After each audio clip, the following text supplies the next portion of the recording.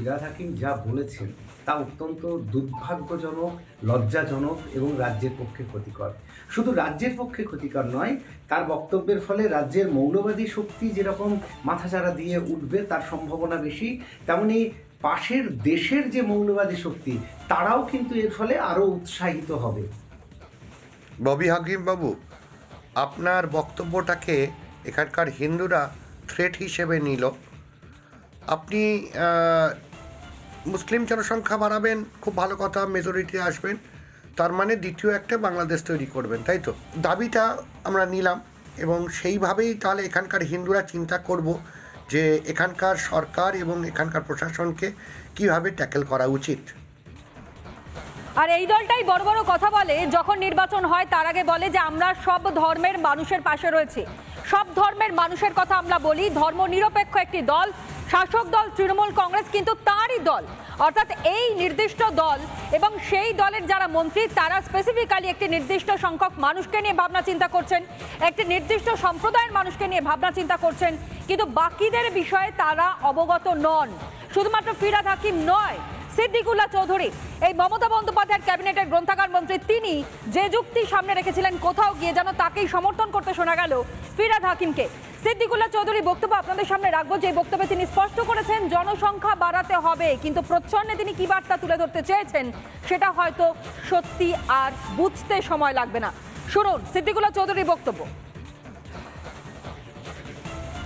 চীনের সঙ্গে লড়াই করতে গেলে চীনের আপনার পরিমাণের জনসংখ্যা আনতে গেলে হাম তো আমার চার দরকার, হাম তো আমার হবে। চীনের সঙ্গে লড়াই করতে গেলে চীনের আপনার পরিমাণের জনসংখ্যা আনতে গেলে হাম তো আমার চার দরকার, হাম তো আমার হবে।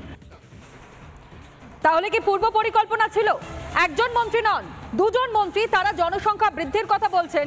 একজন বলছেন চীনের সঙ্গে নাকি লড়াই করতে গেলে 2 থেকে 4 হতে হবে, আর অন্যদিকে ফিরহাদ হাকিম তিনি বলছেন একটা সময় জনসংখ্যা এমন জায়গায় যাবে যে যারা মৌলবাদীরা রয়েছেন তারা আর আজকের দিনে দাঁড়িয়ে সংখ্যা লঘু থাকবেন না, তারা সংখ্যা গরিষ্ঠতা অর্জন করবেন। যে বক্তব্য রাখছেন ফিরহাদ হাকিম এবং সিদ্দিকুল্লাহ চৌধুরী, তাদের প্রেক্ষিতে দাঁড়িয়ে সাধারণ মানুষের কি রিয়াকশন আসছে, তারা কি জানাচ্ছেন শুনুন। ফিরহাদ হাকিম তিনি বলছেন যে যারা ওয়েস্ট বেঙ্গলে বা গোটা দেশেই যারা মাইনরিটি তারা আর কিছুদিন পরে মেজরিটিতে পরিণত হবে। তাহলে উনি কি মেন করতে চাইছেন যে পশ্চিমবঙ্গেও কি তাহলে গ্রেটার বাংলাদেশ হতে চলেছে? না, আমি তো বলবো না বাংলাদেশে হতে চলছে। হিন্দুগুলো তো খুব স্ট্রং, আমি মাইনরিটি মেজরিটি এই দুইটাই মেনে আমরা মেন করছি। সেরকম একটা সিচুয়েশন আসতে পারে, বাইরে থেকে লোকগুলো আমার দেশে আসছেন, কোনো কাগজপত্র যেটা আমরা বলি আধার কার্ড কে এখানকার লোক বলে সেটা আমরা দেখছি না, মেনটেন করছে হাতে না, তো সেই জন্য হতে পারে টাইম কম। সারা পৃথিবীতে আমরা দেখছি এরকম হয়ে যাচ্ছে। আমাদের তো এখন 33% তো মোটামুটি মাইনরিটি কমিউনিটি আছে টোটাল পপুলেশনের মধ্যে, তো সেটা হবে সেটা তো it's depends on long term plan. এখানে 33% যেটা আছে সেটা হয়তো বাড়বে প্রপোর্শনেটলি, তো অন্যান্য কমিউনিটি যেটা আছে সেটাও বাড়বে, তো সেটা হবে কি করে? আমি এই জিনিসটা কোনোদিন সমর্থন করি না, কেন কি India is just example for exactly Democratic, means সবাইকে নিয়ে চলতে হয়। তো আমরা কোনোদিন সেই ধরনের দেখিনি যে মাইনরিটি কে মেজরিটি কে। সো এই ধরনের পলিটিক্যাল গেমিক্স আছে, আমি কারো নাম নেব না, টিএমসি হোক, বিজেপি হোক, কংগ্রেস হোক, এটা দের অন এজেন্ডা। কি পরিপ্রেক্ষিতে বা কি এতে বলেছেন বা না বলেছেন আমি জানি না, শুধু যদি এই কথাটাই যদি বলেন তাহলে ঠিক উচিত নয় আর কি, আমার মনে হয় আর কি। এখানে ছিলাম 1979-80 when I studied from Barakpur for 7 years.